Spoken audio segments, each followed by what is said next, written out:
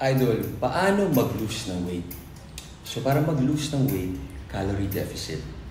Calorie deficit, calorie maintenance, maintain ka lang. Calorie surplus, mag-gain ka.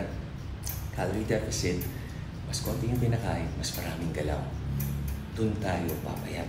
Ganun lang kasimple.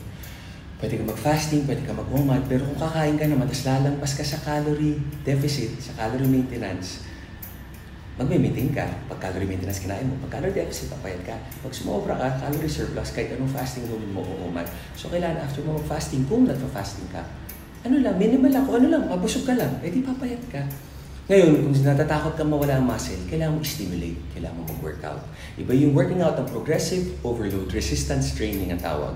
Yun ang makakapag-build ng muscle, resistance training. Calorie deficit para pumayat. Ngayon yung sports, para sa inyo na yun, nagbo-burn kayo ng calories. Minsan sa glycogen stores, sa muscle stores, minsan fat stores. Tama kayo, mali ako na si Dr.